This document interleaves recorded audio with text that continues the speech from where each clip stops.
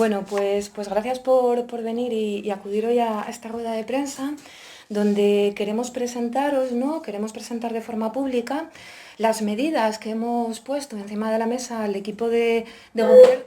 Guapa. De gobierno en materia de ordenanzas fiscales. Bien, queremos empezar recordando que según el artículo 31 de la Constitución se establece que toda la ciudadanía contribuirá al sostenimiento de los gastos públicos de acuerdo con su capacidad económica mediante un sistema tributario justo inspirado en los principios de igualdad y de progresividad. Si bien esta progresividad en las ordenanzas fiscales municipales que nos presentan vemos que tiene difícil aplicación. Y es que frente a lo que defendemos Podemos Xixón, que es una distribución equitativa de la riqueza, el equipo de gobierno renuncia a cumplir con este fin. Quienes mayor poder adquisitivo tienen han de contribuir en mayor medida que los que menos capacidad de gasto poseen.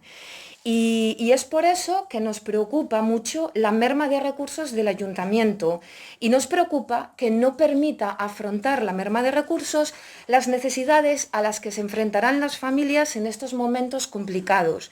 Por eso seguimos defendiendo, como ya nos habréis escuchado más veces, unas ordenanzas fiscales que sean progresivas y que sean progresistas además, y que tengan el concepto social como pilar, pensando en los hogares de las clases medias y de las clases trabajadoras.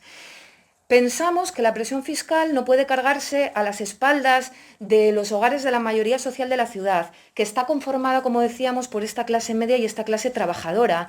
Pero tampoco se les puede dejar desamparados cuando no pueden afrontar las vicisitudes de esta crisis y para ello, sin duda alguna, hacen falta recursos. Por eso, trasladamos al equipo de gobierno nuestra petición de mantener el IBI diferenciado. Es lógico, ¿no?, pensar, y como podemos pensar todos y todas, que las grandes empresas y multinacionales pueden contribuir en función de su capacidad económica cuando la ciudad y la ciudadanía más lo necesitan. Hay que recordar que en los momentos de expansión o de bonanza económica se ven beneficiadas, y es que en el año 2019 fue récord a nivel de recaudación y de beneficios para muchas multinacionales. Además, hemos de poner encima de la mesa un dato muy importante, y es que Xixón, nuestra ciudad, tiene el IBI general más bajo entre las ciudades de España. Para grandes empresas y multinacionales, pagan en esta ciudad el impuesto más bajo de todo el país. Y es que tenemos ejemplos de hasta 14 ciudades de todo signo político que tienen IBI diferenciado. Algunas de estas ciudades gobernadas por el PSOE son Jerez, son Palma o son Vigo, cuyo famoso alcalde, ¿no?, Abel Caballero, tiene un tipo del 0,92 de IBI diferenciado frente al 0,79 que se había aprobado el pasado año y es el que poseemos en nuestra ciudad. Otras ciudades que tienen IBI diferenciado son Salamanca, son Oviedo, muy próxima, y son Madrid, todas ellas gobernadas por el PP y por partidos, como decimos, de otro signo político. Y es que, tal como plantea el equipo de gobierno las ordenanzas, para cubrir las necesidades de la ciudad, o será la clase media y trabajadora la que pagará esta crisis, o lo que nos tocará será acudir al crédito bancario, cuyos intereses, sin duda alguna, y como ya sabemos, pagaremos todos y todas las gijonesas, o tocará otra medida que puede ser todavía más perjudicial, que es recortar en servicios e inversión cuando más falta nos hacen. Y en materia de IBI, solicitamos también incluir progresividades donde nos permite la ley, porque hay una necesidad en estos momentos, como decíamos, para las familias de clase media y clase trabajadora que han de ser apoyadas. Por eso queremos remarcar también como dato que solo percibiendo el salario social en Gijón tenemos a 6.000 familias y alrededor de 1.600 perciben las ayudas de emergencia. Y a todo esto, además, tenemos que sumar los ERTEs que nos ha traído esta pandemia.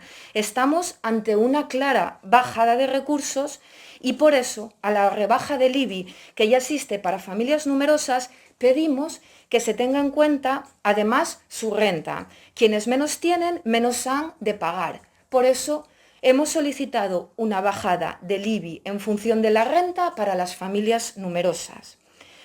Y por otro lado, consideramos necesario una bonificación a las familias que posean vivienda de protección oficial. Ahora ya existe una bonificación que es a 3 años, que es la marcada de forma obligatoria por la ley, y hay 3 años más de bonificación al 50%. Nosotros hemos pedido incrementar más años esta bonificación, ampliar 4 años más para que sean un total de 10 años con bonificación para las viviendas de protección oficial en función de la renta. Y otras medidas que nos hubiera gustado poder debatir, porque son medidas también que benefician, ¿no?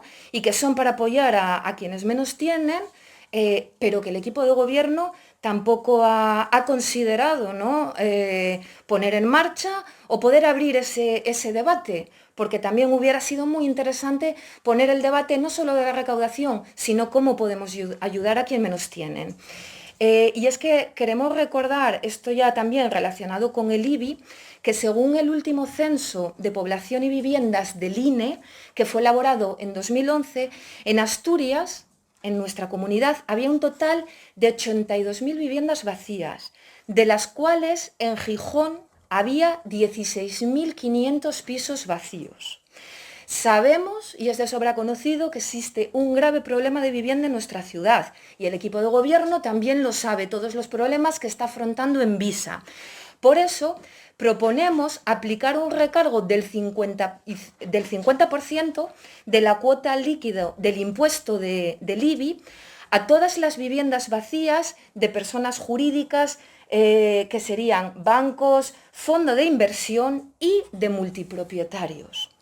Por otro lado, otra de las medidas que nosotros proponemos sería relativa al IAE, que sería encaminada hacia una transición ecológica y sería la bonificación del impuesto sobre actividades económicas por la utilización y aprovechamiento de energías renovables y autoconsumo, que es una de las vías que nosotros ya hemos presentado varias proposiciones en el Pleno y de forma de seguir trabajando en este camino, hemos visto, ¿no?, esa necesidad de incluir dentro de unas ordenanzas fiscales.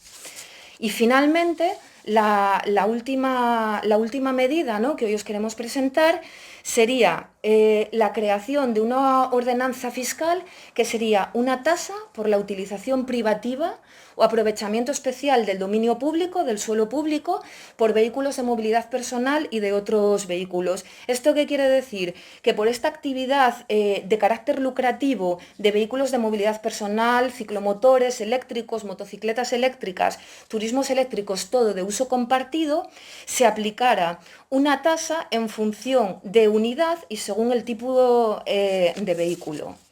Y esto es lo que hemos puesto, bueno, sobre la mesa al equipo de gobierno, ¿no?, en materia de ordenanzas fiscales, como decíamos.